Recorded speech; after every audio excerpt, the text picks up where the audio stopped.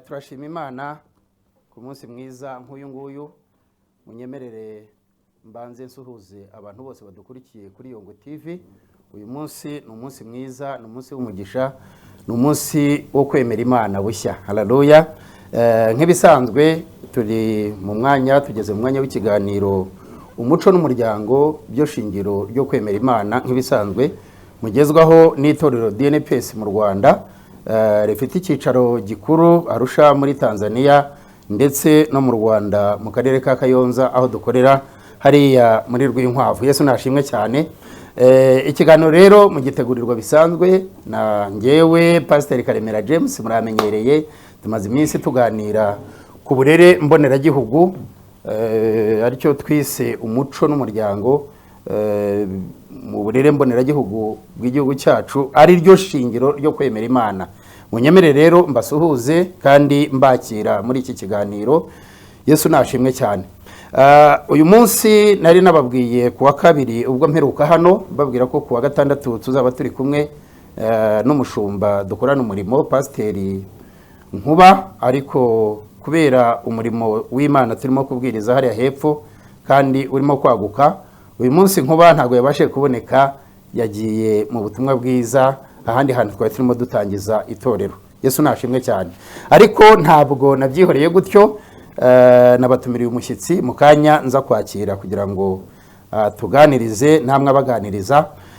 Reka rero mbanze dutangirane isengesho nk'ibisanzwe, dushima Imana kandi twiragiza imitima yacu kugira ngo ituyobore muri iki kiganiro turimo kuri uno munsi wa none. Reka dusenge. Mana, turagushimye mu izina rya Yesu kandi tuguhaye ikaze mu mitima yacu, mu bugingo bwacu, mu matwi yacu, mu byiyumviro byacu kugira ngo uganze. Data, tugeze hano kuri televiziyo ya Yongwe, tugiye gutambutsa ijambo ryawe, tubwiriza ubutumwa bwiza abantu bawe wiremeye. Nuko ndasabye kugira ngo iri jambo rigere kuri buri wese kandi uwo rigeraho umuhe kuryumva neza no kugira ngo rimubohore. Izina ryawe rihimbazwe. Turakwakiriye rero kandi twakiriye buri wese uri kuri televiziyo kugira ngo ahabwe umugisha kubw'inyigisho nziza, ahabwe umugisha kubw'ubutumwa bwiza, ahabwe umugisha kubwo kuba hano twebwe ubwacu tuje kubwiriza. Mu izina rya Yesu Kristo w'i Nazareti, dutangira ubane natwe, dusoza ubane natwe. Buri wese uri buhamagare agisha inama, atanga igitekerezo, ndamusengeye kugira ngo umuhereze umugisha. Buri wese ukurikiye ari mu rugo iyi televiziyo, hanze y'u Rwanda, muri Tanzania nk'uko mbizi ko badukurikiye kano kanya, bose ubahereze umugisha mwami. Turakwakiriye rero, turahitse umwuka wera kugira ngo atuyobore, kuko niwe mugenza wacu, niwe mushorera wacu, niwe mwigisha wacu mwami. Mu izina rya Yesu uwo mwuka tumanukire kugira ngo ibyo tuvuga ntibibe ari ibyacu, ntibibe ari ubwacu, ntidushyire mu bwenge bwacu, ahubwo umwuka wawe wera bari uyobora. Nuko rero hesha umugisha buri wese mu izina rya Yesu uri bwungukire muri iki kiganiro. Ikuzo n'icyubahiro ni ibyawe, dusabye twizeye ku bwa Yesu Kristo umwami wacu. Amen, amen. Murakoze. Munyemerere nsuhuze abantu bose badukurikiye kuri televiziyo Yongwe TV. Uyu munsi ni umunsi w'umugisha nk'uko natangiye mbibabwira, kubera yuko turi kumwe n'umukozi w'Imana, ariko mbere y'uwo mukozi w'Imana turi kumwe n'umwuka wera. Umwuka wera niwe uturindira ubugingo nk'ibisanzwe kubemera Imana cyangwa kubemera umwuka wera, ariko nta n'utawemera kuko imyemerere yose iyoboye isi haba harimo umwuka w'ubugingo. Kuko mu irema ry'umuntu nk'uko twabiganiriyeho, twasanze Imana yararemye umuntu, hanyuma irangije imushyiramo iby'ubugingo, ariyo kamere yayo. Ngira ngo ni nayo shingiro ry'ikiganiro cyacu, umuco n'umuryango. Nyuma yo kumuhemekeramo umwuka wayo, yari imwihaye, yari imwishyizemo, wa muntu yarahawe ubumana. So rero imyemerere iyo ariyo yose, nemera ntashidikanya ko yaba ishingiye kuri iryo hemwa ry'umuntu. Tubahaye ikaze rero mwese abadukurikiye mu majyepfo y'igihugu cy'u Rwanda, mu burengerazuba bw'igihugu cy'u Rwanda, mu majyaruguru ndetse n'iburengerazuba, hanze y'u Rwanda, Arusha muri Tanzania, Katesh, abantu bo muri Katesh hariya muri za Babati baradukurikiye, za Karatu, za Ndenaya Kindi, hariya abapasiteri b'inshuti zanjye kandi televiziyo barayikurikira umunsi ku munsi, nabo ndabashuhuje. Hariya mu gihugu cy'Ubugande za Cyenkwanzi, hari inshuti zanjye, televiziyo rwose barayikurikira cyane kandi bamaze iminsi batwereka ko banyotewe cyane no kumva ikiganiro umuco n'umuryango nk'uko mugitegurirwa n'itorero DNPS mu Rwanda. Yesu nashimwe cyane. Hanyuma rero mbere yuko dukomeza reka mbanze mbakirire umutumirwa wacu uno munsi wa none. Ni umugabo w'Imana, Imana igiriye neza, ni umuhungu wanjye, dukoranye umurimo w'Imana, ubuhamya bwe ndabuzi, kandi Imana yamugiriye ubuntu imuhereza umwuka wo kumenya. Yesu nashimwe cyane. Umwuka wo kumenya, uyu munsi ni umugabo, ntabwo ndi bumuvugeho byinshi kuko arahari, ari bwivuge mu kanya ntaza kumupfobya mu byubahiro bye. Yesu nashimwe cyane. Ubwo aratangira twibwira, turakwakiriye utangire twibwira amazina yawe, uriwe, ese mu matitire pasiteri, bishopu cyangwa uri na apotre, bose baremewe kwakirwa muri iki kiganiro. Reka tukwakire mu izina rya Yesu. Turabashimiye mu izina rya Yesu. Amazina yanjye nitwa Ntamujinya Emmanuel, ndi umumisiyoneri. Amen. Ndi umumisiyoneri, Imana yampaye umugisha. Amen. Nyobora minisiteri y'Urutare, Imana iduhane umugisha. Uti ni Manuel Ntamujinya. Ndi umupapa. Uri umugabo. Aha, Imana iguhereza umugisha cyane. Mfite umudamu n'abana babiri. Ntuye mu Gasyata. Uwo ni umuryango wuzuye. Ni umuryango wuzuye. None se Ntamuji, uti ndi umuntu Imana yahaye umugisha, ndi umumisiyoneri.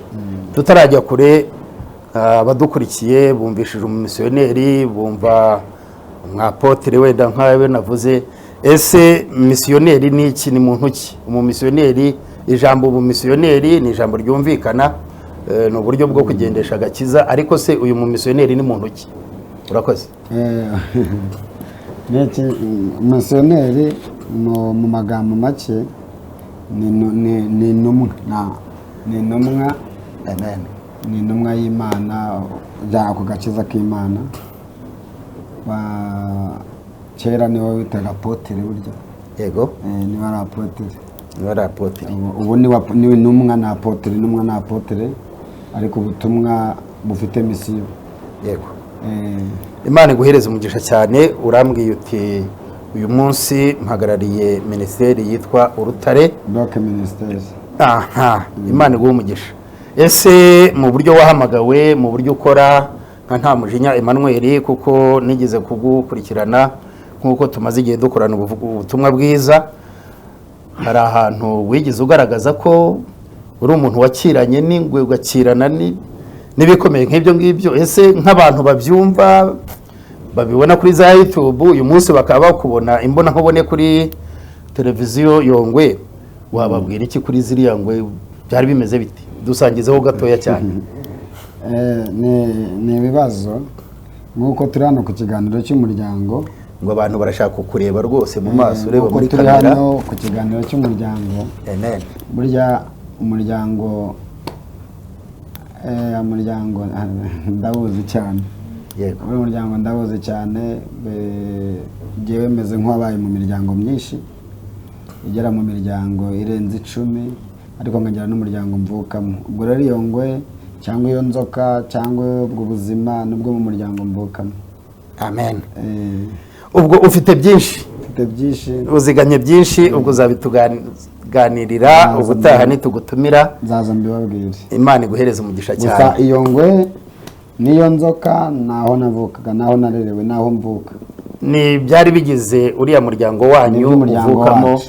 Aha, Imana iguhereza umugisha.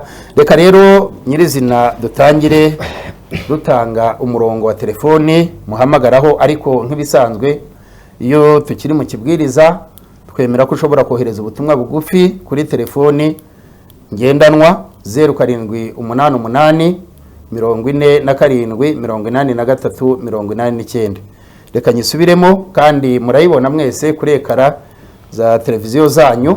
0788 47 ugatanga igitekerezo cyawe, ukabaza ikibazo se kubatumirwa, haba ku mutumirwa cyangwa nanjye, turi busome ubutumwa bwanyu. Mu butumwa bwo twagenda tubusomamo hagati nta kibazo, ariko mu musozo turi butange iminota mike yo kwakira abantu, kubumva mutanga ibitekerezo mu buryo bwo guhamagara.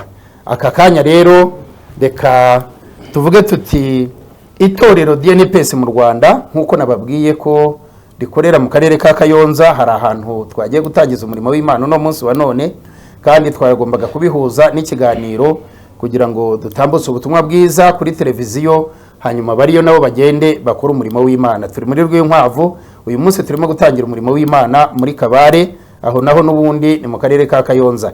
Reka rero mbonereho gusuhuza abanyakabare hariya hakurya, abanyarwinkwavu, Kabarondo, muri Ngoma haruguru baradukurikiye cyane, bajya baduhamagara batanga ibitekerezo byabo. Muri Kayonza hari Cedric, ndamusuhuza kuko yavuze ati nyuma yo kubishimira rwose ndashaka kuza ndumuvuga butumwa, mpagarariye itsinda ry'amasengesho hariya mu karere ka Kayonza. Nawe turagushuhuje kandi tugusabira kugira ngo Imana muri iki gihe igendane nawe muri ubwo butumwa bwiza utambutsa muri Kayonza. Hanyuma Pastor Nkuba, ahari Imana imushyigikire, uyu munsi hari umurimo ukomeye cyane. Turaba turi kumwe nawe ku wa kabiri w'icyumweru gitaha nk'ibisanzwe. Twababwiye rero ko ikiganiro gitambuka buri wa kabiri saa 11 kugera saa 12, hanyuma kikongera gutambuka ku wa gatandatu saa 7 kugera saa 8. Reka twinjire rero mu ijambo ry'Imana nyirizina n'umutumirwa wacu. Ikiganiro ni umuco n'umuryango mu burere mboneragihugu, ari byo shingiro ryo kwemera Imana.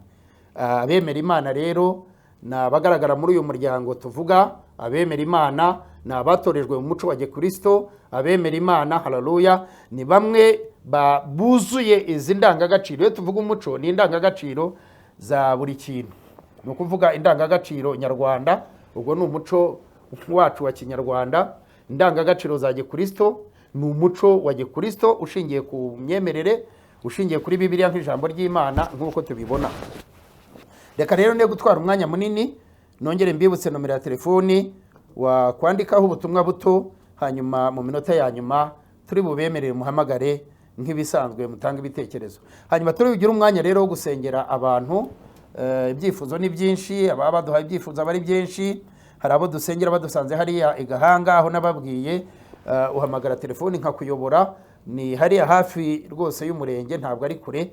Turacyarimo gutunganya amasuku kugira ngo tujye tubona aho twakirira abantu. Dutanga ibiganiro byiza, ari byo bita ubujyanama, ku kugira inama ku bibazo bitandukanye. Nk'umushumba uba warasigiwe amavuta kugira ngo ayobora abantu b'Imana, ntago bayobora mu bundi buryo, ni ukubasengera, ni ukubayobora uburyo ki ikibazo barimo bashobora gutera intambwe yo kukivamo. Hanyuma rero kuri ya telefoni n'ubundi niyo uhamagaraho nkagufasha mu gihe gitoya. Turaba tubabwira biro aho dushobora kubakirira, kubaha umwanya uhagije wo kubasengera, wo kubagira inama, wo kubahugura mu buryo bw'imyumvire itandukanye, kuko nabyo tuba twarabihamagariwe. Imana ibahereze umugisha. Rero reka turebe umutumirwa wacu. Nta mujinya. Nta mujinya bivuga iki? Nawo bivuga ko nawo hari umujinya. Ntawo ni umujinya nawo, kandi naryo ni izina ry'amateka. Nta mujinya uhari nyine, nta mujinya uhari. Ariko papa yitwaga Andrea, yego, yanyise nta mujinya, byavuga ko ari nta mujinya wa nyina. Nta mujinya wa nyina. Hari ukuntu yari abanye nawe, rero hari byinshi yamukoreye byakamuteye umujinya, ariko abona Yasine nta mujinya, nta mpamvu yuko mugirira umujinya, kandi Imana yabahaye umwana w'umuhungu. Nitwa nta mujinya wa nyina. Imana iguhereze umugisha rero, nta mujinya. Turareka tukwakire. Wavuze uti hari ubutumwa bwiza mfite, cyane cyane kuri iki kiganiro cyiza cy'umuryango. Twakwakira noneho ugatambutsa ubutumwa bwiza wageneye abanyarwanda n'abandi bose badukurikiye kuri Yongwe TV. Imana iguhereze umugisha cyane. Imana ibahereze umugisha. Turabashuje kandi nanone abakurikiye Yongwe TV. Mfite ijambo tuvugaho ryerekeranye n'umuryango. Dusoma mu gitabo cyo gutegeka kwa kabiri, ibice bya 12, umurongo waho wa mbere tugasoma n'uwa kabiri. Ni ijambo ryiza cyane, kandi Imana aho umugisha buri muntu wese dukurikiye. Reka dusome mu izina rya Yesu. Aya niyo mategeko n'amateka mukwiriye kwitondera mu gihugu Uwiteka Imana ya isekuruza banyu ibahaye guhindura. Muzajye muyitondera igihe cyose muzabaho mu minsi. Nimuzabure gusenya ahantu hose amahanga muhindura yakoreraga imana zayo no ku misozi miremire no ku migufi no munsi y'igiti kibisi cyose, kandi muzasenye ibicaniro byabo mugahombagure inkike z'amabuye mubatse, mutwike ibishushanyo babaje, Imana ibahereza umugisha. Reka turekeraho. Imana yari ibabwiye, ni umuryango yari imubwira, ni umuryango wa Isiraheli. Abisiraheli bigeze babaho mu buzima bw'uburekwa. Hari umugabo witwa Aburahamu wabyarwaga na Loti. Imana yamusanze ahantu yari iwabo, bari bafite ibigirwamana nk'ibyo kwa Andereya. Bari bafite ibigirwamana. Andereya ni so. Andereya ni papa. Yego. Bari bafite ibigirwamana by'iwabo. Haza kubaho ko Aburahamu niwe wabirindaga, niwe wabicuruzaga, niwe wabaga bicunze. Imana iza kumusanga ahantu acuruza ikigirwamana cy'urubyaro, ariko yarabuze urubyaro. Imana iza kumusanga, iramuhamagara, iramwiyereka, iramubwira ngo va kwa Sotera ujye mu gihugu nzakwereka, nzaguha umugisha. Amen. Aburahamu yumvira Imana. Bivuze ngo kugira ngo ube umuryango ubeho nuko umuntu yumvira Imana. Iyo wumviye Imana umuryango ubaho. Kandi uyu muryango wa Aburahamu ahagurukana n'umugore we witwaga Sarayi. Icyo gihe nawe witwaga Aburahamu. Umugore witwaga Sarayi, bajya mu gihugu Imana yabahaye, aricyo cyitwaga Kanani uyu munsi. Noneho bagezeyo, Bibiliya ivuga neza ngo Uwiteka Imana ahereza Aburahamu umwana witwa Isaka mu myaka yatambutse yashize myinshi, aho yari amaze kubyara Shimayeli, aho Mariya aza kubyara witwa Isaka. Aburahamu ajya gutamba igitambo ku musozi witwa Moriya. Yego. Umusozi witwa Moriya agiye kuhatamba igitambo, aza gusinzira. Asinziriye inkongoro zirakirya. Imana isezeranya Aburahamu, iramubwira ngo kuva usinziriye ukarangara wageze imbere yanjye, urubyaro rwawe ruzamara imyaka 400 mu buretwa. Iyo myaka 400 niho habayemo ko Aburahamu amaze kubyara Isaka, Isaka abyara Yakobo, Yakobo abyara abahungu 10 kuri Leya n'abahungu 2 kuri Rasheli. Akimara kubabyara havamo uwitwa Yosefu w'umuhererezi. Uyu Yosefu niwe agurishijwe na bene se. Yego. Agurishijwe na bene se, amugurisha n'abanyamahanga. Abanyamahanga bagiye bamugurisha na Potifari. Yosefu yanga kuryamana na muka Potifari, ajya muri gereza, ava muri gereza aba umwami. Amen. Kugira ngo ijambo ry'Imana risohore, nuko mu kuba umwami yabaye umucunzi, acunga ibyo kurya byari hari, inzara itera iwabo, abiwabo baraza, Yosefu abatuza mu Egiputa gutyo. Noneho Farawo arapfa, himikwa Farawo utabazi. Farawo utabazi wimitswe niwe yapanze kubababaza. Rero arababaza, Imana irabireba. Mu bice bya 12, mu bice 2 umurongo wa 12 mu Kuva, harabango nuko Abisiraheli batakira Uwiteka. Wari umuryango, wari umuryango wa Isiraheli wubaha Imana. Kugira ngo ijambo Isiraheli ribeho, ni Yakobo yitwaga Yakobo, yitwa umuriganya, akirana na marayika avuye kwa Labani. Amaze gukirana na marayika, marayika aramuba mu rukerera. Marayika abaza Yakobo ngo urashaka iki? Yakobo ati nitwa Yakobo, bisobanuye umuriganya. Marayika avuga ngo uyu munsi ntuzongera kwitwa Yakobo, Isiraheli niryo zina ryawe. Amen. Isiraheli riba gutyo rero. Nibwo uwo muryango wa Isiraheli ngo watakiye Uwiteka. Bice 2 umurongo wa 12 mu Kuva, harabango nuko Abisiraheli batakira Uwiteka, gutaka batakishwa n'uburekwa kurazamuka kugera imbere y'Imana. Imana yumva umuniho wabo, imenya uko bameze. Ifata witwa Mose, irabango genda ubakure mu Egiputa, ubajyane mu gihugu n'abasezeranyije. Ubu natwe hano turi mu gihugu Imana yadusezeranyije. Nibyo. Iki gihugu turimo no kubera Imana kidusezeranyije, niyo mpamvu ari igihugu cyacu. Amaze kuza kubatwara, ugeze mu bice 12 umurongo wa 12 mu gitabo cyo Kuva, arimo ijambo rivango nuko Uwiteka abwira Mose ngo ubwire umuryango wawe wa Isiraheli bica umwana w'intama. Bica umwana w'intama, buri muryango wose ushyira amaraso ku gikomanyizo cy'umuryango wabo. Noneho ubwo umurimbo zaza kurimbura, ararimbura ifura za Egiputa n'uburiza bw'amatungo. Mwebwe Abisiraheli, mwebwe imiryango yumvira Imana, nta cyako kizabageraho, nta n'imbwa zizabamukira.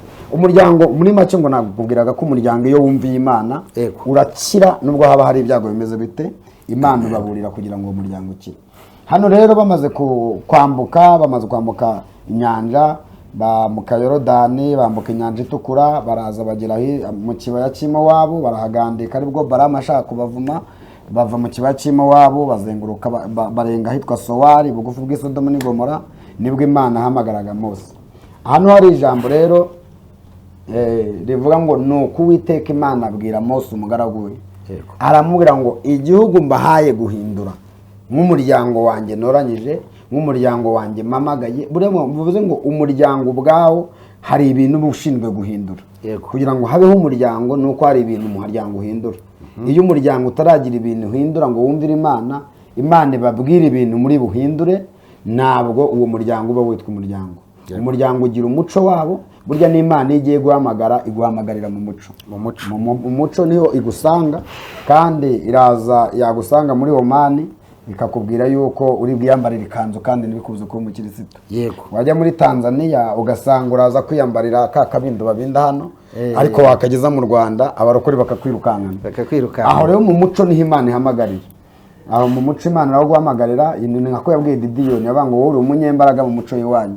Nubwo Didiyoni ari umunyantege n'umuhungu wa Yowasi, Imana yabonaga ari umunyembaraga mu muco y'iwabo. Iramureba ibona mu biwabo niwe munyembaraga, iramuga ngo wowe genda uko imbaraga zawe zingana.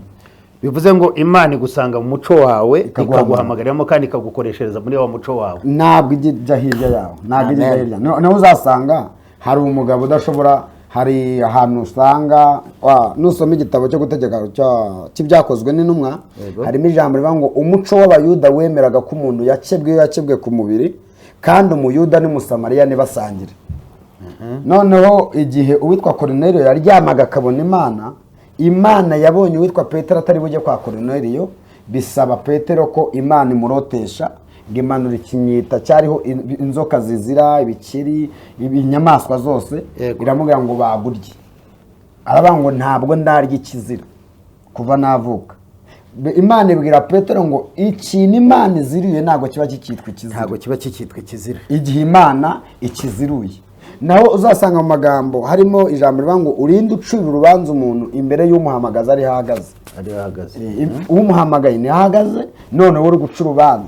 Kubera iki? Aho ni imico runaka, abantu batazi umuco bakunda kubeshyera umwuka bagakora ibidakwiriye gukorwa. Noneho Petero nawe yashatse kubeshya kandi ari umunyamwuka, ashaka kwanga kujya kuvuga ubutumwa mu banyamahanga. Imana rimwereka ibyo, iramubwira ngo icyo Imana izira ntabwo cyitwa ikizira. Akiva mu zo nzozi nuko ibirenge by'abazanye inkuru baturutse kwa Koruneliyo bari bageze imbere ye, iramubwira ngo hari umugabo witwa Koruneliyo, ni umunyamahanga, jyayo genda umwitabe n'igihugu. Bo rero abanyamahanga ntabwo bemeranaga n'Abayuda. Abayuda bakimara guhamagarwa bagize umuco wabo, bafata umuco wabo. Niho uzasanga ngo umuntu umwe ngo yajyaga i Yerusalemu ahura n'abambuzi, ngo umutambyi amunyuraho, nta cyaha umutambyi yakoze. Umuco wabo wangaga ko umuntu akora ku gihumanye kandi ari umutambyi. Ni ukuvuga ngo uyu mutambyi abantu benshi babona mu ishusho yo kuba yarirengagije uriya muntu wari wagize ikibazo, yari ari mu nshingano z'umuco cyangwa yari yubahirije umuhango wari umuco. Yari umuco, kandi umuco w'Abayuda n'umuhango wabo wa gitambyi namwemeraga gukora ku gihumanye. Kuko bambaraga ikabutura y'umweru, bakambara ikanzu y'umweru, bagakenyeza umushumi wa efodi, bakambara imiryango 12 ya Isirayeli mu gatuza. Noneho mu rugendo rwabo barimo bagenda nta gihumanye bemeraga gukoraho. Niyo mpamvu umutambyi kera muri icyo gihe cyabo cy'umuco wabo nta mutambyi wajyaga mu rukiko ashaka bari nyina uri mu rburano. Na Yesu bajya kumuca urubanza ngo abatambyi bagumye hanze. Uwo ni umuco rero.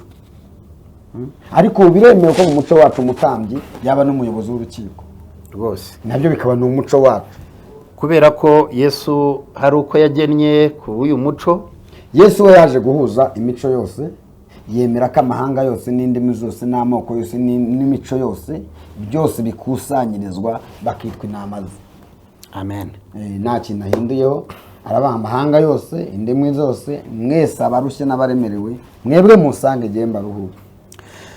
Bwana nta mujinya, ntabwo urasoza, ariko naringize kugira ngo nkubaze kuri iri jambo rigarutse inshuro nyinshi, wenda abadukurikiye kuri televiziyo bashobore kubyumva. Wavuze uti umuco w'abanyamahanga. Ese aba banyamahanga barimo kuvugwa muri iri jambo wasubiyeho inshuro nyinshi, tubashushanya gute? Kuko iyo turi hano tukabona umutanzaniya tumwita umunyamahanga, wa umutanzaniya tubona hariya hakurya natwe akatwita umunyamahanga. Turimo turafasha abantu mu buryo bwo kubasobanurira cyane.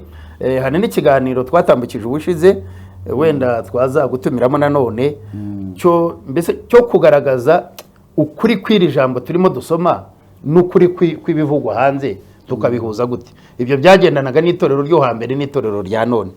Uyu muco wacu twari turimo tuvugamo ko hakomeje kuzamo ijambo ngo abanyamahanga. Abanyamahanga ni bantu ki muri Bibiliya, Bwana Ntamujinya? Abanyamahanga kuri twebwe yo kwambutsa umupaka tuba tugiye mu mahanga.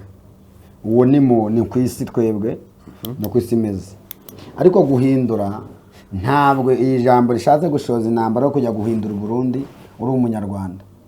Ahubwo umuturanyi uturanye nawe ukaba ataramenya umwami Yesu, kuko twebwe tukimara kwemera umwami Yesu twavutse ubwa kabiri, twitwa urubyaro rumwe. Niyo mpamvu uyu munsi igihe naragura, kandi nkaba naragura nkita papa umunyamahanga. Yego, igihe warambyara, ariko mu bwami tuzajyamo nyuma y'ubu buzima ntabwo tuzaba duturanye, azaba ari umunyamahanga kuri jyewe. amen. Kugira ngo muzane iwacu uyu munsi ni uko porofesi kuba nyimubona mu mubiri, kugira ngo tuganire mukure mu mahanga azajyamo, duturane mu bwami bw'Imana. Amen. Uvuze ngo umunyamahanga ubu ni umuntu utemera ko Yesu ari umwami n'umukiza, kandi ibihamya ni bitatu niko Yohana yavuze. Yaravuze ibihamya ni bitatu mu gitabo cya Yohana, urwandiko rwa mbere rwa Yohana ibice 5:4, aravuga ngo kuko icyabyawe n'Imana cyose kinesha isi, uko niko kunesha kwanesheje isi ni ukwizera kwacu. Ninde uzanesha isi keretse uwizeye ko Yesu ari umwana w'Imana. Umurongo wa 8 hakavuga ngo kuko ibihamya ari bitatu, amazi n'umwuka n'amaraso, ngo kandi ibyo uko ari bitatu ni bimwe. Amen. Ati ibyo uko ari bitatu ni bimwe.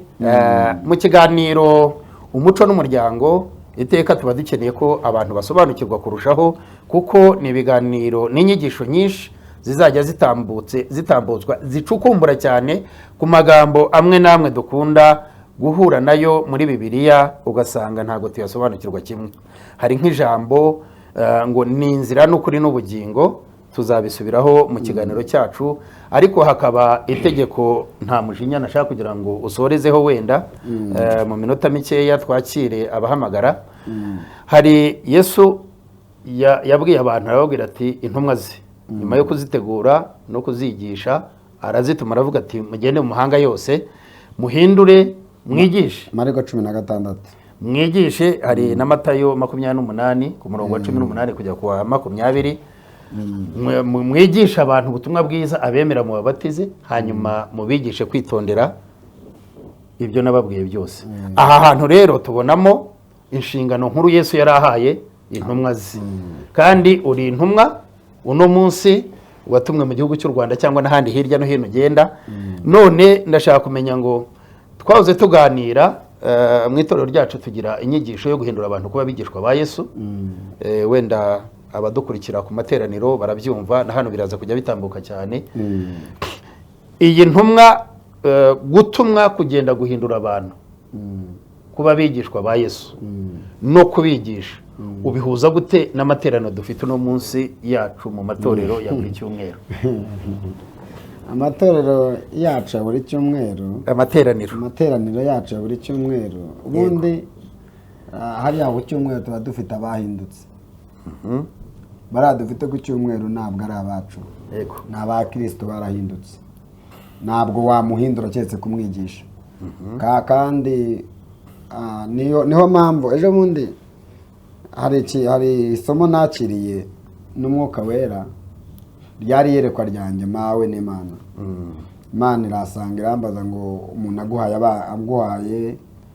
abana 5, Imana akaguha abana 5, akakubaza umwe anywa amahenehene, undi anywa amata y'inka, undi anywa amagurube, akavuga ati bandirira aba bana, none akagusigira amata yonyine. Umwuka arambaza ngo abo bana wabarira ate kugira ngo ubatunge. Uyu munsi dufite abantu Imana yatuzaniye noneho abashumba babagira ababo babagira ababo. niyo mpamvu uzumva bangwa abakristo banjye, ntabwo abakristo bakiri ab'Imana. Ibyo nibyo Pawulo yagiye mu bihugu bya Aziya. Pawulo yagezeyo asanga bamwe barimo baravuga ngo twebwe turi abapolo, twebwe turi abakefa, twebwe turi abakristo. Pawulo bacicemo ibice mu idini bari bafite. Pawulo arababaza ngo Apolo niwe yababambiwe, mwabatijwe mu izina rya Kefa cyangwa ni mu izina rya Pawulo? Rero uyu munsi nta mushumba ukwiye kuvuga ngo umukristo wanjye, umukristo w'Imana nshinzwe kuyobora. Yego, kuko nyuma y'amaraso ya Yesu twese turi abagaragu, twese turi abagaragu, cyakoze turutanwa ku mpano kugira ngo Imana ityaze iyindi. Nk'uko birivuga ngo nk'uko icyuma gityaza ikindi, niko umuntu atyaza mugenzi we. Ubu twicaye no kugira ngo ngutyaze, kugira ngo unyaze. Amen. Ariko mbaye umukristo wawe wazama nijoro. Yesu aguhereza umugisha cyane, uti mbaye umukristo wawe wazangororera. Nibyo tuvugaho inshuti bantu mudukurikiye kuri televiziyo Yongwe. Tugeze mu kanya keza, turacyari mu kiganiro umuco n'umuryango mu burere mboneragihugu, ari byo shingiro ryo kwemera Imana.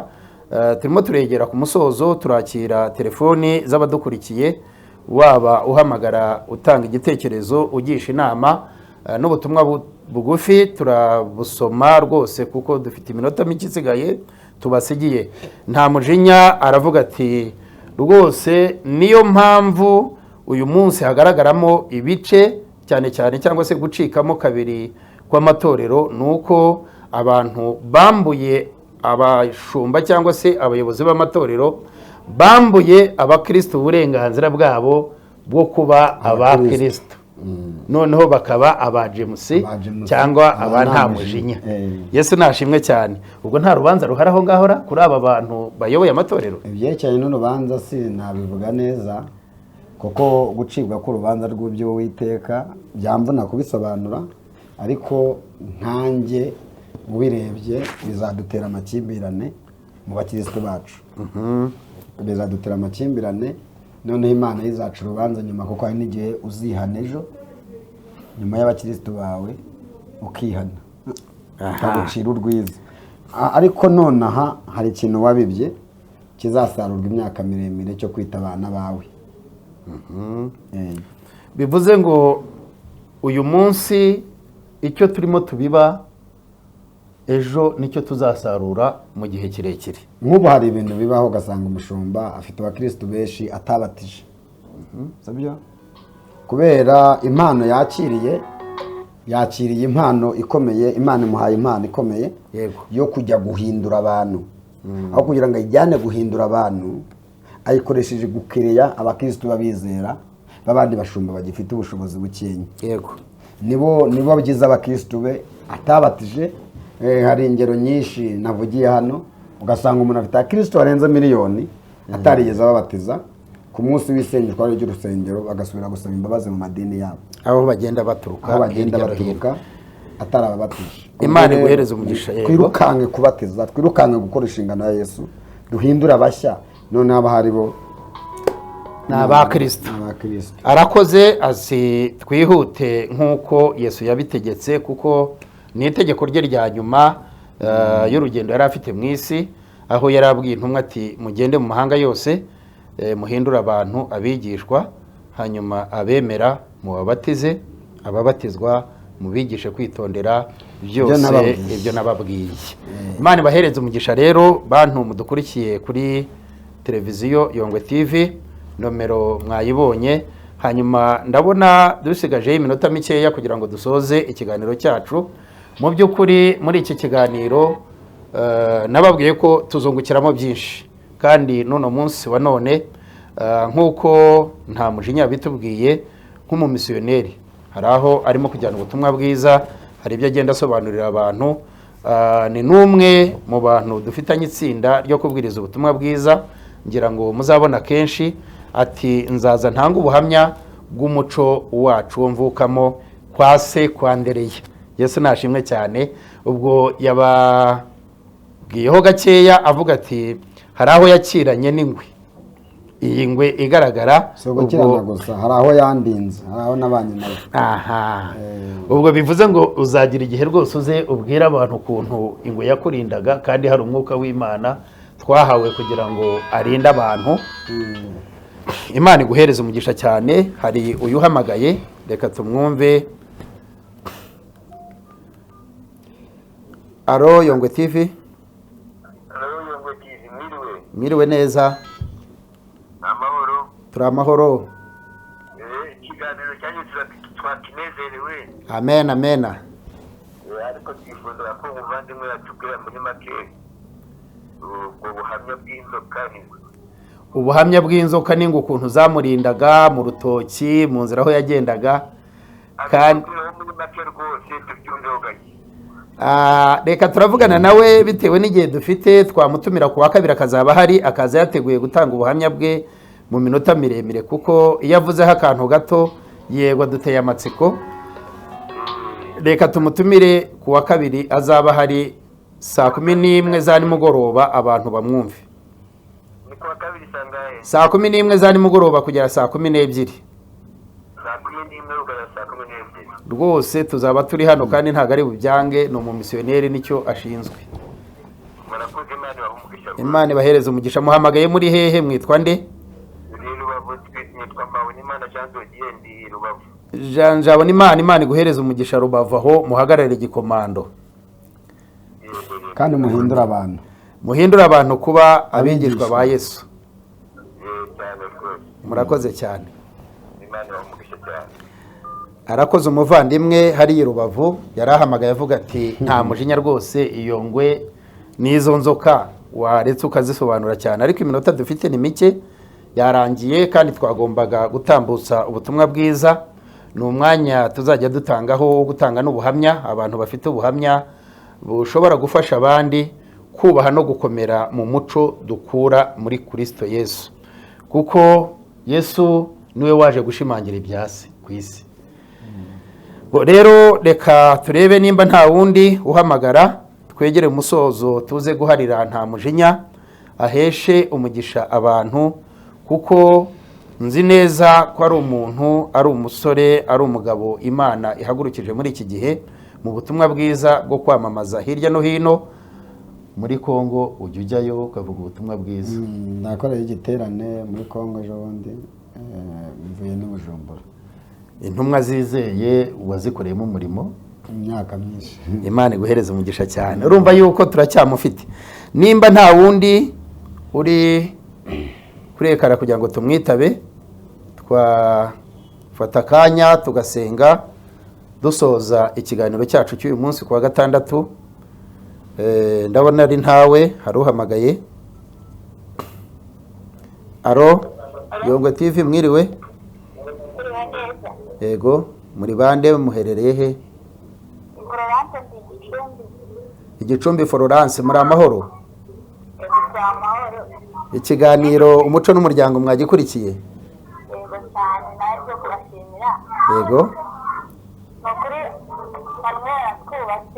Manuel arabubatse.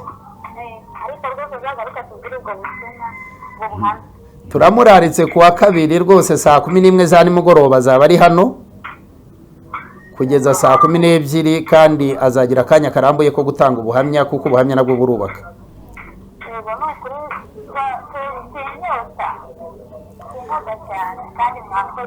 Imana iguhereze umugisha Florence Gicumbi. Katwita bundi Yongwe TV, mwiriwe. Uyu nguyu ntago abashe gutambuka, ngira ngo yaramaze akanya ahamagara. Dusigaranye iminota nk'ibiri, kandi dukeneye ko nta mujinya ahesha umugisha abari badukurikiye muri iki kiganiro. Ni ikiganiro kigaruka kenshi ku wa kabiri saa 11 kugeza saa 12. Tuzaba turi kumwe na nta mujinya, turabararikiye.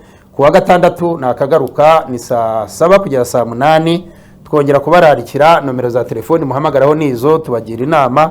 Hanze iyi televiziyo turaba tuganira n'abantu tubitaba. Utahamagaye ndabona batangiye guhamagara abantu ari benshi, mwihangane iminota ntabwo ikunze, ariko na nyuma ya hano wampamagara nkakugira inama, nkagusengera, nkagufasha mu rugendo. Reka twumve uyu umwe gusa, hanyuma dusenge. Yongwe TV mwiriwe. Aro nta mujinya. turabashimira Soza ushimira Imana kandi usabira abantu umugisha. Imana ibahereze umugisha. Pastor Karemera James niwe mwari muri kumwe, umuyobozi w'itorero DNPS mu Rwanda. Na nta mujinya. missionnaire nta mujinya Emmanuel. Wadusengera no. Turabashimira rero, Imana ibahereze umugisha abadukurikiranye. Tuzaganira ibintu byinshi biri imbere aha, kandi turi kumwe n'itorero intumwa zizeye nazo, naryo n'itorero ryanjye, kuko ndi mu missionnaire. Abandi bose bafite amatorero bumve ko nayo ari ayanjye. Amen. Nayo nzayajyamo kugira ngo tuganire ku magambo y'Imana meza Imana yavuze. Ibaho umugisha rero, ubwo no gusenga, wowe ufite umuryango bitagenda neza, wowe umva urwaye, wowe ufite ikindi kibazo cyo kubaza cyangwa cyo gusengera, wowe ubona umuryango, wowe ushaka n'umuryango, kubona udafite n'umuryango, biroroshye kubona umuryango. Imana ibahereza umugisha, mwizere Imana, kandi umuntu wese uturanye na mugenzi utizera yihutire kumuhindura kugira ngo ubutumwa bwa Yesu bwamamare mu Rwanda mu izina rya Yesu. Amen. Amen. Mwami turagushimiye, izina ryawe nirabwe icyubahiro, dushimiye kugira neza kwawe no gukomera. Turi hano kubwo gusenga dushaka kumenya neza ukuri kubyerekeranye n'umuryango. Mwami niyo mpamvu dusengeye umuntu wese ufite famiye, umugabo ufite umuryango, umudamu ufite umuryango, abana bari mu muryango. Uyu munsi imiryango nyarwanda ndetse n'imiryango yose ku isi yose yemere ko Yesu ari umwami n'umukiza. Amen. Turagushimira kugira ngo umanure umwuka wawe, umanure imbaraga zawe, umanure gukomera kwawe, ushyire mu miryango irimo isenyuka, ushyire mu miryango iri mu madivorce, ushyire mu miryango iri mu bibazo, ushyire mu miryango iri mu ntambara, imiryango yongere kugira amahoro, nk'uko mu bwami bwawe mu byahishe handitswe ngo uzahamagara abo mu muryango wa Benyamini, uhamagara abo mu muryango wa Yuda, uhamagara abo mu muryango wa Simiyoni. Bivuze ngo mu ijuru muzi neza inyungu y'umuryango, kandi waravuze ngo umuryango iyo ubaye mwiza biba bishushanyije ururito. Turagushimiye rero, komeza umuntu wese warebye Yongwe TV umuhereza umugisha, kandi ubutwari n'imbaraga be ku bantu bose, abizera bose bahindure bene se, kugira ngo tuzabe mu bwami bwawe mu izina rya Yesu. Amen. Amen. Amen. Imana ibahereze umugisha cyane abari badukurikiye ikiganiro umuco n'umuryango. Shingiro ryo kumenya Imana nakagaruka ku wa kabiri no ku wa gatandatu. Itorero intumwa zizeye rikeneye abavuga butumwa benshi, turabakira. Umpamagaye turaganira tukakuyobora uburyo ki waza kudufasha kurangiza inshingano nkuru. Cyari mwuka w'Imana abane na buri wese. Amen. Amen. Turabashimira umugisha. Haleluya, ndabashuhuje. Ni Pastor Karemera James, umuyobozi w'itorero DNPS mu Rwanda. Kurikira ikiganiro umuco n'umuryango ariryo shingiro ryo kumenya Imana, kizajya gitambuka kuri Yongwe TV kuwa kabiri saa 11 kujya saa 12 no kuwa gatandatu saa 7 kujya saa 8. Muzungukiramo byinshi kandi muzamenya Imana. Imana iduhana umugisha.